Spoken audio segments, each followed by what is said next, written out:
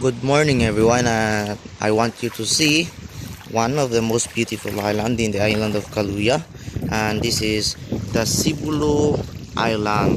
At kung titignan po natin, puti po yung kanyang buhangin dyan. At kung mapapansin niyo po, itong nilalakaran ko ngayon, ito po yung katihan ng Sibulo Island. Kung titignan niyo po ay malapad siya, malawak, at isa po ito sa pinagkukunan ng kabuhayan ng mga taga Sibulo o taga isla ng Sibulo. At nakikita ninyo sa nilalakaran ko po ay may mga patay na bato. Ito ay yung mga corals na kung saan ay wala ng buhay, at yung may mga tubig po dito na nakikita tayo, maliliit na parang lawa. At ito po, gusto ko pong makita ninyo na may isang isda na natrap mula sa pagbaba ng tubig, na dahilan ng tinatawag nating low tide. At hindi na niya nagawang lumabas at ma-experience yung kalawakan ng karagatan dahil natrap na siya sa isang munting lawa. At habang po tayo ay palapit dito, gusto ko rin po makita ninyo ang tinatawag na tambalang o seaweeds na siyang pangunahing kabuhayan ng mga taga Sibulo. Ito pong nilalakaran natin ay huwag niyo pong akalaing lupa to, dahil isa po itong tataas lulubog na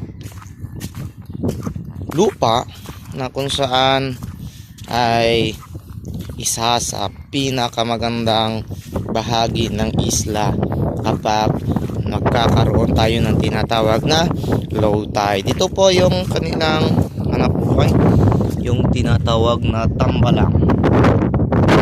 So, may marami po tayong variety ng tambalang. May tinatawag na spinosum, at ito po nakikita ninyo ay tinatawag yung spinosum.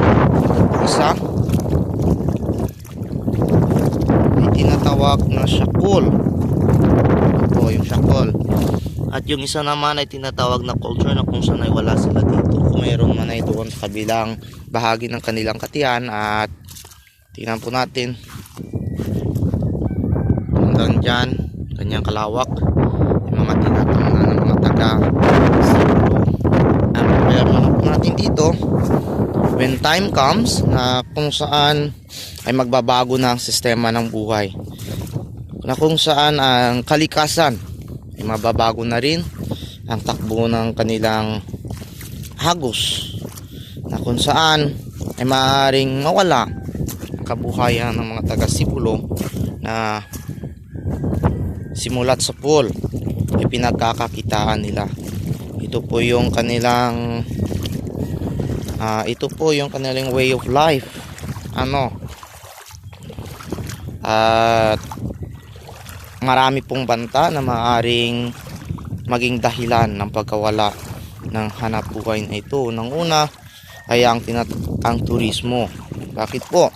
Baka po itigil ang pagtatanim ng tambalang dahil sa kagandahan ng beach nila.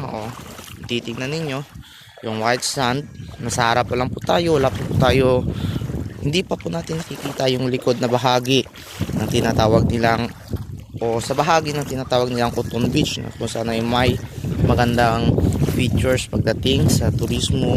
Maganda doon na kung saan ay tinatamnan din nila ng tambalang. So ladies and gentlemen, sana po hindi mawala ang hanap buhay ng mga taga Sibulo na pagtatambalang. Sana po kung magkaroon man ng turismo ay ingatan natin pa rin ang hanap buhay ng mga taga Sibulo, ang pangingisda at ang pagtatanim po ng tambalang. Maraming salamat at magandang umaga sa lahat. Salamat, at kung maaari, leave like and thank you.